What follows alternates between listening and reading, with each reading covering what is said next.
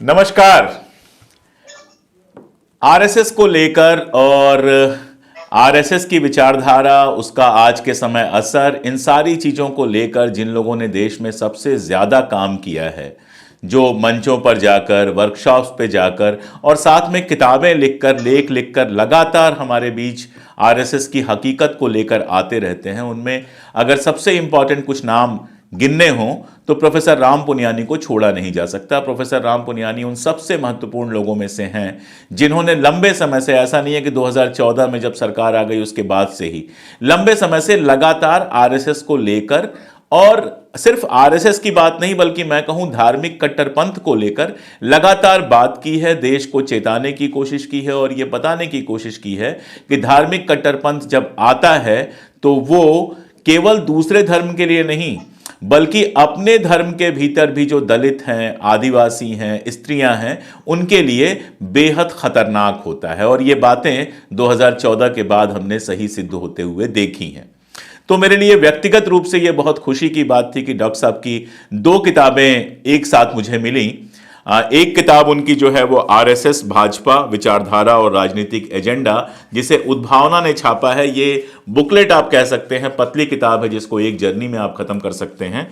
और दूसरी किताब थोड़ी मोटी किताब है, अंबेडकर, दलित और स्त्री प्रश्न। ये किताब दिल्ली के सेतु प्रकाशन से छपी हुई है। सेतु प्रकाशन नया प्रकाशक है जो लगातार बहुत अच्छी किताबें प्रकाशित कर रहा है। तो आज हमने सोचा कि इन किताबों के माध्यम से डॉक्टर साहब से कुछ ज़रूरी बातें की जाएं और आप तक पहुंचाया जाए। डॉक्टर साहब वैसे भी हमारे चैनल पर रेगुलर आते रहे, इधर बीच में थोड़ा ज़्यादा वो भी व्यस्त हो गए और वो सिलसिला टूट गया, उसको हम फिर से शुरू करेंगे। लेकिन आज बात इन किताबों के ऊपर। सर, सबसे पहले तो आपका बहुत बहुत स्वागत और बहुत बधाई इन किताबों के प्रकाशन के लिए। बहुत धन्यवाद अशोक, धन्यवाद। तो पहली किताब से मैं बात करना शुरू कर रहा हूं, आरएसएस भाजपा विचारधारा और राजनीतिक एजेंडा। इसमें छोटे छोटे लेख हैं आपके आरएसएस से जुड़े हुए, जिनको लेकर आपने इस किताब को तैयार किया है। बेसिक सवाल पे मैं जाता हूं कि अगर आपको डिफाइन करना हो, परिभाषित करना हो कि आरएसएस क्या है, तो आप क्या कहेंगे? क्योंकि आरएसएस को लेकर रहा है, वो कहते हैं हम सांस्कृतिक संगठन हैं, और गोलवलकर जी से लेके अभी तक के हम बहुत सारे बयान सुनते हैं, या फिर प्रैक्टिकली जो देखते हैं कि भाजपा को चुनाव में जिताने के लिए जिस तरह की मेहनत करते हैं या पूरे साल जिस तरह के आयोजन करते हैं, वो सिर्फ सांस्कृतिक नहीं होते हैं। तो ये सांस्कृतिक और राजनीतिक के बीच का क्या बैलेंस है जिससे आप आरएसएस को डिफाइन करना चाहेंगे? ये बहुत गहरा सवाल है। ये खुद को तो सांस्कृतिक संगठन कहते हैं, पर मेरा जो अध्ययन है उससे मुझे लगता है, इसको अंग्रेजी में बहुत अच्छा एक शब्द मैं सोच सकता हूँ, आप हिंदी में बताइएगा। सुप्रा पॉलिटिकल, सुप्रा पॉलिटिकल, अति राजनैतिक, अति राजनैतिक। अति राजनीतिक है, जो केवल चुनावी राजनीति नहीं बल्कि समाज के उन सब पहलुओं पे काम करना चाहता है जिससे हिंदू राष्ट्र की स्थापना हो सके। इसके लिए खुद को सांस्कृतिक कहता है, पर आप देखिए तो ये भारतीय जनता पार्टी का इसने जन्म दिया, फिर विश्व हिंदू परिषद, बजरंग दल, वनवासी कल्याण आश्रम, एबीवीपी, ये जो सब संगठन जुड़े हैं वो अलग अलग क्षेत्रों में काम करते हैं। तो मैंने 5 का नाम दिया, ऐसे 100 संगठन उनके खड़े हो गए हैं। मीडिया में कैसे काम करना, एडमिनिस्ट्रेशन में कैसे काम करना, रिटायर्ड लोगों को कैसे इन्वॉल्व करना, सबके लिए इनके एक संगठन है। इसलिए ये अति राजनीतिक संगठन है जो पूरी राजनीति को केवल चुनावी माहौल, चुनावी मैदान पे नहीं बल्कि सब जगहों पर उसका एक नियंत्रण करना, विचारों का नियंत्रण करना, ये उस प्रकार का संगठन है। और मुख्य रूप से ये जो पूर्व आधुनिक, अब मैं सोशियोलॉजिस्ट नहीं हूँ तो इसके लिए बहुत एग्जैक्ट वर्ड मैं नहीं बता सकता, कि जो लोकतांत्रिक समाज के आने के पहले जिस प्रकार के मूल्य होते हैं, जन्मजात ऊंच नीच के, जन्म से ही आप ऊंचे हैं नीचे हैं, वो वर्ग के हों, जाति के हों, लिंग के हों, उन मूल्यों को आधुनिक परिप्रेक्ष्य में प्रस्थापित करने का काम ये करता है। ये मेरी जो पूरा मैंने इसके बारे में इलेबोरेट करने का कोशिश किया, विस्तार में देने का कोशिश किया है कि इसका धर्म से कोई लेना देना नहीं है। धर्म का तो एक आवरण है, बहाना है, और धर्म के नाम पर ये उन मूल्यों को लाना चाहता है जो लोकतांत्रिक मूल्यों के, भारतीय संविधान के मूल्यों के विरोध में है। आपने ये एक बहुत इंपॉर्टेंट नुक्ते पे अपनी बात खत्म की कि आरएसएस का धर्म से लेना देना नहीं है। आपने अपनी इस किताब में भी कई जगह उस पूरे प्रोसेस की बात की है, जिससे आप बता रहे हैं कि सोशियो पॉलिटिकल जो पूरा का पूरा स्ट्रक्चर, बल्कि आप ये कहें जो विचारधारात्मक स्ट्रक्चर सोसाइटी का होता है उसको बदलने के लिए काम कर रहे हैं। तो एक तरफ तो इनका दावा कि हिंदू धर्म के उत्थान के लिए सारा कुछ कर रहे हैं, दूसरी तरफ आपका ये कहना कि धर्म से कोई लेना देना नहीं है। मुझे लगता है इसको थोड़ा और इलाबरेट कीजिए। जी, देखिए देखिए हिंदू धर्म एक व्यापक धर्म है, जिसमें कई सारी धाराएँ हैं, संत परंपरा से लेकर तो ब्राह्मणवाद की जो विरोधाभासी परंपराएँ हैं। अब जहाँ तक हिंदू धर्म का सवाल है, तो उसको तो महात्मा गांधी जैसे लोगों ने जिया, संत लोगों ने जिया और उन्होंने इसी आधार पे समाज में एक एकता बनाने की कोशिश की। जबकि जहाँ तक आरएसएस जैसे संगठन हैं, ये हिंदू धर्म के पुरातन मूल्यों को खास तौर से आडंबरों को, पहचान के मूल्यों को लेकर, जिसको अंग्रेजी में कहते हैं आइडेंटिटी इश्यूज को लेकर कुछ मूल्यों को मजबूत करना चाहते हैं। तो उस अर्थ में जहाँ धर्म की मेरी समझ है कि धर्म एक प्रकार से नैतिकता का मूल्य होता है, जो समाज में लोगों को आपस में प्रेम करना सिखाता है, जो समाज को जोड़ता है, समाज को अच्छे नैतिक मूल्य देता है, वो मेरा धर्म से तात्पर्य है। और यही चीज़ें मैं महात्मा गांधी में देखता हूँ और महात्मा गांधी की हत्या करने वाले वो उसी विचारधारा से आते थे, जो आरएसएस ने हिंदुत्व, हिंदू राष्ट्र की विचारधारा कही है। तो यहाँ मैं महात्मा गांधी को जोड़ता हूँ कि वो एक हिंदू धार्मिक व्यक्ति थे, महानतम हिंदू थे, जबकि आरएसएस हिंदू धर्म के नाम पर संगठन बना है, हिंदू धर्म के नाम पर राजनीति कर रहा है। ये दोनों में फ़र्क है। तो धर्म और धर्म के नाम पे राजनीति, और ये मैं केवल आरएसएस नहीं, जैसे आपने शुरू में प्रस्तावना में एक अच्छा शब्द कहा मेरे बारे में कि केवल मैं यहाँ की सांप्रदायिकता या यहाँ पे जो धर्म के नाम की राजनीति है उसी के बारे में नहीं, मैंने पाकिस्तान के बारे में भी अध्ययन किया है, इजिप्ट में जो मुस्लिम ब्रदरहुड है, इस्लाम पे नाम पे चलने वाली, श्रीलंका में जो सिंहला राजनीति है, बुद्ध धर्म के नाम पे चलने वाली, सब में ये एक तरीका दिखाई देगा कि वो धर्म के नाम पे आक्रामक होंगे, धर्म के नाम पे उन्माद पैदा करेंगे और खास तौर से लोकतंत्र विरोधी, बराबरी विरोधी मूल्यों को समाज में ला देंगे। ये लाएंगे भी नहीं, लाना और लादने में फ़र्क होता है कि आप समाज में अच्छे मूल्यों को लाने की कोशिश करते हैं और ये एक आक्रामक तरीके से समाज में उस प्रकार के मूल्यों को लाते हैं, जिससे जब इनको जो तरीके का इस्तेमाल करना हो, उस तरीके का इस्तेमाल ये करते हैं। इसमें आपके बात से ही मुझे याद आया कि एक चैप्टर है आपका दलित और सांप्रदायिकता, जो आपने कहा जिस तरह से लाते हैं या पूरा सोशल मूल्यों को चेंज करते हैं। गांधी जी ने भी दलितों को लेके, तब वो हरिजन कहते थे, एक पूरा अभियान चलाया था छुआछूत विरोधी। आरएसएस उस जमाने में हम सब जानते हैं कि जो आरएसएस जैसी ताकतें थीं वो उस जमाने में गांधी जी के खिलाफ थीं। लेकिन अभी हमने देखा है कि दलितों को लेके आरएसएस के भीतर एक अलग तरह की हलचल है और दलितों का एक बड़ा हिस्सा जो है वो सांप्रदायिक हुआ है। इस पूरी परिघटना को आप कैसे देखते हैं? देखिए, ये भी एक बहुत महत्वपूर्ण सवाल है कि एक तरफ उनके इसमें दो मुही राजनीति है। एक तरफ से वो ऐसे सिद्धांतों को लाना चाहेगी जिसमें दलित सैद्धांतिक तौर पर हाशिए पर चले जाएं। इसीलिए वो गुणगान करेगी मनुस्मृति का, इसीलिए उसके विचारक कहेंगे कि ये जो भारतीय संविधान है, ये क्या चीज़ है, हमारे संस्कृति के मूल्य ब्रैकेट में मनुस्मृति, वो हमारे महान मूल्य हैं। तो एक तरफ तो ये बात करेगी और दूसरी तरफ इसे पता है कि चुनावी राजनीति में इसकी पार्टी को जीतना भी है और इसकी पार्टी है ना बीजेपी को जितवाना भी है और उसके लिए दलितों को अपने साथ जोड़ने की ज़रूरत है।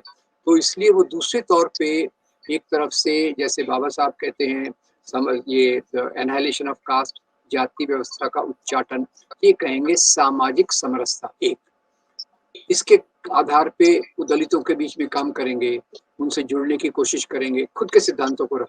तो इन्होंने अपने 95 साल की यात्रा में खास तौर से पिछले 40-50 साल में 4-5 तरीकों से दलितों को अपने साथ जोड़ने की कोशिश की।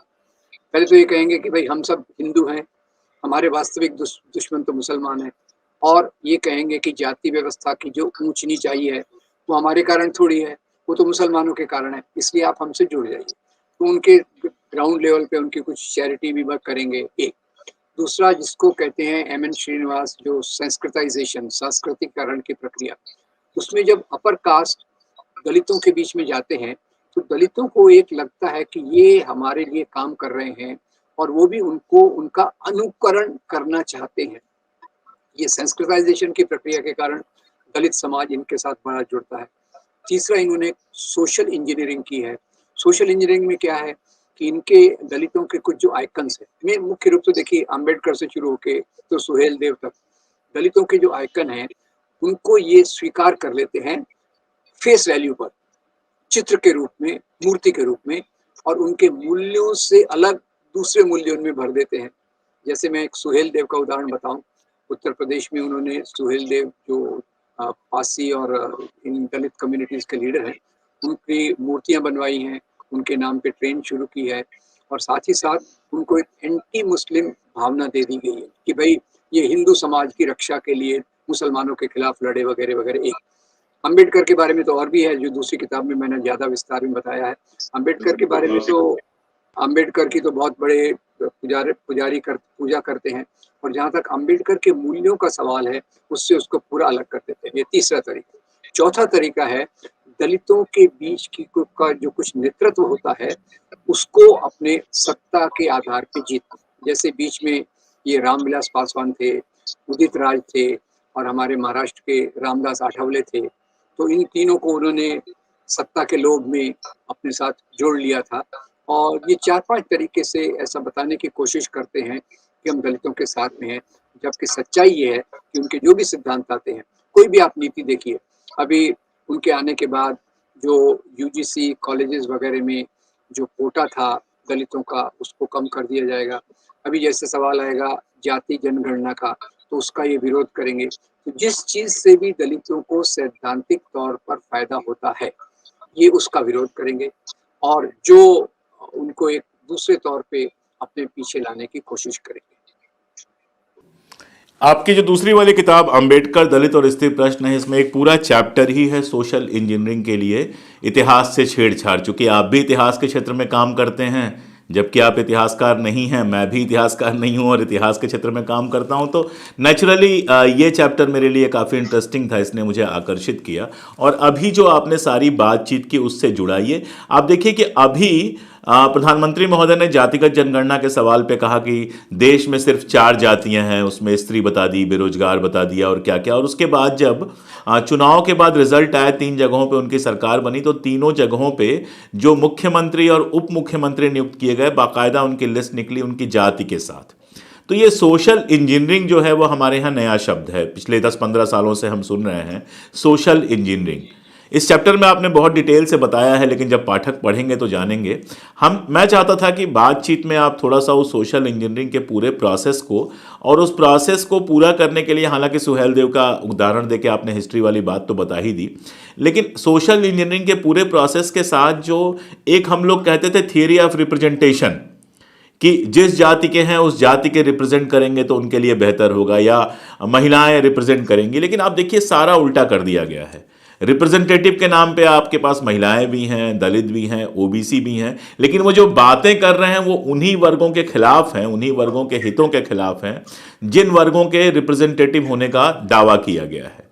तो इस पूरे प्रोसेस को आप कैसे देखते हैं, सोशल इंजीनियरिंग से लेके और थियरी ऑफ रिप्रेजेंटेशन को पलट देने के पूरे प्रोसेस को कैसे देखते हैं? मैं थोड़ा समझना भी चाहता था और चाहता था कि दर्शकों को भी आप बताएं। देखिए, सोशल इंजीनियरिंग शब्द 2002 के बाद ज्यादा सामने आया, जब ये गुजरात में कत्लेआम करवाया गया। तो जो सड़कों में हिंसा में भाग लेने वाले थे, वो कोई सवर्ण नहीं थे, वो कोई वो थे नहीं थे जिन्होंने जो शाखाओं को चलाते हैं, वो थे जो शाखाओं में लाए जाते हैं। और गुजरात से ही मैंने इस बात को देखा कि गुजरात की हिंसा के लिए जिनको सड़कों पर उतारा गया वो ज्यादातर दलित थे, ज्यादातर आदिवासी थे।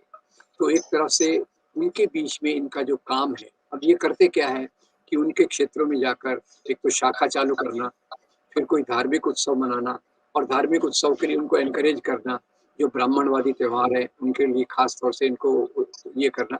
और अभी कम्युनिटी के बीच में और कोई संगठन तो काम कर नहीं रहा, हर एक कम्युनिटी के बीच में ये जाकर जिस प्रकार से काम करते हैं, तो कई दलित और कई आदिवासी इनके साथ एक संगठनात्मक रूप से और कार्यक्रम के रूप से जुड़ जाते हैं। तो ये वो तरीका है जिससे उनको वो अपने फुट सोल्जर्स के रूप में इस्तेमाल करते हैं, ये एक। और दूसरा, जहाँ तक रिप्रेजेंटेशन का सवाल है, देखिए ये अभी 95 ईयर्स से शाखाएं चला रहे हैं। शाखाओं में शुरू में जैसे कहते थे ब्राह्मण, बनिया, सवर्ण आते थे। धीरे धीरे उन्होंने फोकस किया ओबीसी, दलित, आदिवासी, इनको शाखाओं के बीच में लाना। और शाखाओं के बीच में जो इनका ट्रेनिंग प्रोग्राम होता है, वो उनका सबसे महत्वपूर्ण काम है, जो मेरे ख्याल से जिसके बीज उन्होंने बोए और उसकी फसल अभी वो काट रहे हैं। तो उसके माध्यम से वो दलित हो या आदिवासी हो, उनको उसी प्रकार की विचारधारा में वो गहरा कर देते हैं जो मनुस्मृति से निकलती है। उनको, महिलाओं को भी उसी प्रकार से जो संस्कारों के आधार पे विचारधारा देते हैं, जो एक हिंदू राष्ट्र की विचारधारा से मैच करता है। अगर स्त्रियों का सवाल है, वो तो बहुत क्लियर कर सकता है। देखिए, आप आरएसएस में जो सब संगठनों को नियंत्रित करता है, उसमें स्त्री नहीं है, वो पुरुष प्रधान संगठन ही है। और ख्याल भी कीजिए, उसका नाम है राष्ट्रीय स्वयं सेवक संघ, और स्त्रियों के लिए जो उन्होंने बनाया है वो है राष्ट्र सेविका समिति। तो स्वयं शब्द जो है, जो बराबरी का द्योतक है, वो बराबरी का द्योतक शब्द स्त्रियों के संगठन में है ही नहीं। और दलितों के लिए भी जो अलग अलग वो फ्लोट करते हैं प्लेटफॉर्म्स है ये, तो उसमें वो वही बात करते हैं समरसता की, कि भाई जाति व्यवस्था तो मुसलमानों के कारण आई, जाति व्यवस्था की ऊंच नीच मुसलमानों के कारण आई। तो एक एक जाति को वो गौरव से प्रस्तुत करते हैं। और इसमें एक और मैं आपको मजेदार उदाहरण देना चाहता हूँ, किताब में नोट किया होगा, वो है हमारे प्रधानमंत्री जी ने एक किताब लिखी थी, कर्मयोग। अभी वो विड्रॉ कर ली गई। कर्मयोग में उन्होंने खास तौर से वाल्मीकि समाज के बारे में क्या लिखा, वो ख्याल कीजिए। उन्होंने लिखा, वाल्मीकि समाज के लोग ये जो काम करते हैं, मैला ढोने का, काम करने का, वो केवल पैसे के लिए नहीं करते, उनको इससे आध्यात्मिक सुख प्राप्त होता है कि हम समाज में सफाई रख रहे हैं। तो जिस चीज को अंबेडकर ने बहुत आलोचना की, उसी चीज को हमारे प्रधानमंत्री ने इस रूप में प्रस्तुत करने की कोशिश की। ये एक उदाहरण था जिसको उन्होंने विड्रॉ कर लिया। तो उनकी विचारधारा में यही है कि आप जो कर रहे हो, आप पूरे इस समाज का एक अंग है, ईश्वर ने आपको इस प्रकार का काम दिया है। और एक बताना चाहूंगा, आजकल ये बीच में दीनदयाल उपाध्याय को बहुत सामने रखते थे कि हमारे आदर्श विचारक हैं। दीनदयाल उपाध्याय की विचारधारा है एकात्म मानववाद। अब सुनने में जो भी लगे, उसका मतलब क्या है? उसका मतलब है कि जैसे मनुष्य के शरीर के अलग अलग भाग होते हैं, वैसे समाज में अलग अलग जातियां होती हैं। जैसे मनुष्य के शरीर में अलग अलग भाग अलग अलग काम करते हैं, समाज में अलग अलग जातियां अलग अलग काम करती हैं, और उनके समन्वय से ही समाज चलता है। तो ये अपनी विचारधारा को अलग अलग तरीके से समाज के सामने रखकर इन लोगों को अपने साथ जीतते हैं। अब जहाँ तक इनकी सफलता का सवाल है अशोक, ये चिंता का विषय ये है कि जो लोग बराबरी में बात करते हैं, आज कम्युनिटी में उनका काम नहीं है। कम्युनिटी में तो काम है ही नहीं। या तो आंदोलन आंदोलन है, या आप डेमोक्रेटिक प्लेटफॉर्म्स पे काम करेंगे, लोकतांत्रिक माध्यम से काम करेंगे। ये लोग जाके कम्युनिटी काम करके उनको जोड़ते हैं। तो उसका जो परिणाम है वो आपको दिख रहा है अभी इतने सालों में। अब बाबा साहब पे आप आ गए हैं तो मैं भी वही चैप्टर खोल के बैठा हुआ था, बाबा साहब अंबेडकर और उनके मूल्य। तो अंबेडकर इस समय एक ऐसी हस्ती हो गए हैं जिनको अस्वीकार कोई नहीं करता। कोई भी पार्टी ऐसी नहीं है जो कहे कि हम डॉक्टर अंबेडकर को नहीं मानते हैं। सब अपने अपना जो बैनर है उस पर अंबेडकर को लगाना चाहती हैं, बिल्कुल क्लियर है। और भारतीय जनता पार्टी इसमें किसी से पीछे नहीं है। अंबेडकरवादी मूवमेंट भी है। एक ज़माने में बहुत तेज मूवमेंट था। मैं जहाँ से आता हूँ उत्तर प्रदेश में, बसपा का मूवमेंट एक ज़माने में बहुत तेज था। अभी वो असर नहीं रह गया, इंटेलेक्चुअल्स में भी दिखता है, लेकिन उनमें से भी बहुत सारे लोग विचलित होते हुए आरएसएस की तरफ जाते हुए दिखाई देते हैं, जैसे बाकी सारी जगहों से वो कोई अलग नहीं हो सकते। तो मैं सीधे आपसे ये सवाल कर रहा हूं कि आज के टाइम में कोई अंबेडकराइट है या नहीं है, अंबेडकरवादी है या नहीं है, ये आप कैसे फैसला करेंगे? क्या वो हमारे नुक्ते होंगे, क्या वो हमारे मानदंड होंगे जिस पर आप फैसला करेंगे कि एक्स जो है वो अंबेडकर को मानता है या नहीं मानता है? देखिए, ये भी एक कठिन सवाल है, पर मैं मोटे तौर पे कहूँगा कि अभी बहुत अच्छे-अच्छे विचारक हैं, जो अम्बेडकर की सच्चाई को सामने रख रहे हैं। उसमें मैं नाम नहीं लूँगा, बहुत सारे अच्छे-अच्छे विचारक हैं। और बहुत सारे अच्छे-अच्छे कार्यकर्ता भी हैं, जो अंबेडकर के रास्ते पर चलकर दलितों का संगठन, दलितों की माँगों को सामने रखते हैं। तो अम्बेडकराइट होना ना होना उसकी पहचान तो यही है कि आप एक तो जाति व्यवस्था के उच्चाटन में विश्वास रखते हैं, आप भारतीय संविधान के मूल्यों को बिना कंडीशन के, उसको सुधार की बात और है, मानते हैं, और आप जो जातिगत ऊंच-नीच है, उसको भी मिटाने के लिए आज के तौर पे खास तौर से आरक्षण को अनकंडीशनल सपोर्ट करते हैं। और ये जो चालाकी है कि मैं केवल 4 जातियों को मानता हूँ, अमीर, स्त्री और ये एक डिकॉय है, ये एक भटकाने के रास्ते हैं। और अंबेडकर को मानने में तो सरल बात है कि उनकी उनकी जो एनहाइलेशन ऑफ कास्ट, जाति व्यवस्था का उन्मूलन, सभी की बराबरी, स्वतंत्रता, समता, बंधुता के मूल्य, और उसमें बिना लाग लपेट के अपनी बात को रखना। अंबेडकर की मुख्य बात तो यही थी, जहाँ सिद्धांतों से टकराहट होती थी, वो उसमें किसी प्रकार का समझौता नहीं करते थे। और वो जैसे उन्होंने ये कैबिनेट से भी इस्तीफा दे दिया, क्योंकि हिंदू कोड बिल जिसको उन्होंने ड्राफ्ट किया था, उसको नहीं माना गया, तो उन्होंने इससे इस्तीफा दे दिया। तो ये जो बिना लाग लपेट के, स्वच्छता से, बिना सत्ता की परवाह किए जब आप काम करते हैं दलित समाज के इश्यूज के ऊपर, वो अम्बेडकराइट। तो वो है अभी, मेरा पूरा विश्वास है बहुत है, पर मुख्य बात क्या है कि वो अभी बहुत बिखरे हुए हैं, और बिखरे होने के कारण उनकी ताकत हमें दिखती नहीं है। जैसे आप देखिए, रोहित वेमुला जैसे लोग हो गए, इधर मैं 2-4 नाम ऐसे और हैं जो बहुत अच्छे तरीके से अंबेडकर के रास्ते पर चलने की कोशिश कर रहे हैं। इसी से जुड़ा हुआ सवाल यह है कि आरएसएस अंबेडकर को जिस तरह से अप्रोप्रिएट करने की कोशिश करता है कम्युनलिज्म के मुद्दे पे, उनकी एक किताब जो है उस किताब के आधार पर कोशिश करता है, उसमें से कुछ सेलेक्टिव कोट्स निकाल के कोशिश करता है अंबेडकर को अपने पाले में खींचने की। उस पूरे प्रोसेस को आप क्या देखते हैं, और सेकुलरिज्म को लेकर अंबेडकर का जो स्टैंड है उसको आप कैसे देखते हैं? देखिए, सेकुलरिज्म को लेकर अंबेडकर का जो स्टैंड है, नेहरू का जो स्टैंड है, उसमें बिल्कुल फर्क नहीं है। अगर सैद्धांतिक तौर पर मैं कहूँ, भारतीय संविधान के निर्माण में, जैसे बाबा साहब तो इसके चेयरमैन थे ड्राफ्टिंग कमेटी के, पर उनके पीछे जो ताकत पूरी खड़ी थी, वो जवाहरलाल नेहरू की थी। और सेकुलरिज्म के बारे में उन्होंने जो अल्पसंख्यकों को अधिकार दिए, अधिकार मतलब उनकी उनकी जो लोकतांत्रिक सोच थी, उसमें वो उनको पूरे तौर से बराबर अधिकार देते थे। और इसी के चलते उन्होंने question of partition of India, Pakistan के ऊपर जो रिवाइज्ड एडिशन में लिखा कि पाकिस्तान का बनना ये एक बहुत बड़ी शोकांतिका हो गई, क्योंकि उससे हिंदू राज बनने की संभावना बढ़ जाएगी। तो वो इसके बारे में उनका, और वो तो और बात देखिए, वो सावरकर और जिन्ना को एक ही लेवल पे रखते थे कि दिखने में ये एक दूसरे के विरोधाभासी हैं, पर इनके मूलभूत सिद्धांत एक एक दूसरे से बिल्कुल मिलते जुलते हैं। तो जहाँ तक अल्पसंख्यकों का अधिकार था, दलितों का अधिकार था, स्त्रियों का अधिकार था, उसमें मैं तो अगर गहराई से देखा जाए तो बाबा साहब आम्बेडकर के मूल्य एकदम, मतलब जो जिसको आप कहते हैं 24 कैरेट शुद्धता वाले हैं।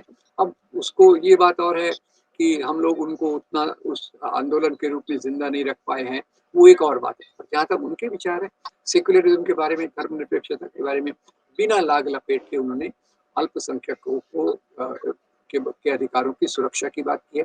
माइनॉरिटीज पे उन्होंने बहुत कुछ लिखा है, माइनॉरिटी राइट्स पे भी उन्होंने बहुत कुछ लिखा है, जो बिल्कुल नेहरू की जो गतिविधियां थी, नेहरू का जो कार्यकलाप था, उससे पूरा मिलता है।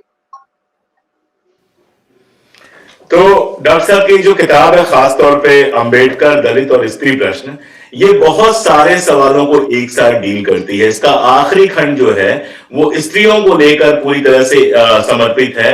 उसमें बहुत डिटेल में जो घटनाएं पिछले दिनों हुई हैं स्त्रियों के साथ, कैसे हमारी धार्मिक कट्टरता उसमें अपना रोल निभाती है, कैसे धार्मिक कट्टरता की पूरी विचारधारा अंबेडकर के खिलाफ बैठती है इस रूप में कि अंबेडकर स्त्रियों के उद्धार के लिए लगातार बात करते रहे, और कट्टरपंथी जिस तरह से आते हैं चाहे वो कहीं भी आए, लेकिन अभी हम लोग हिंदुस्तान की बात कर रहे हैं तो स्त्रियों को सबसे पहले कैद करने का या स्त्रियों के साथ दुर्व्यवहार करने का मामला सबसे पहले दिखाई देता है। बातचीत हम घंटों कर सकते हैं, लेकिन जो मजा किताब पढ़ने में आएगा वो मजा बातचीत में नहीं आएगा। इसलिए मेरी कोशिश थी कि जो मोटे मोटे नुक्ते हैं किताब के वो डिस्कस करूं सर के साथ, और किताब का लिंक मैं आपको पिन कमेंट में भी दे दूंगा, डिस्क्रिप्शन में भी दे दूंगा। किताब आसानी से अमेजन पर उपलब्ध है, किताब खरीदें और किताब पढ़ें। एक चीज हमेशा याद रखें कि देखना या सुनना कभी भी पढ़ने का विकल्प नहीं हो सकता। जो आनंद पढ़ने में आता है, जितनी गहराई से आप किसी चीज को पढ़ के समझते हैं, सुन के कभी नहीं समझ सकते। हम चाहेंगे कि डॉक्टर साहब ये किताब आप लोग खरीदें, खरीद के पढ़ें और उसके बाद खुद कोशिश करें इस किताब के आधार पर अपना विचार बनाने की, उसको दूसरों तक पहुंचाने की। लेखक की इच्छा यही होती है।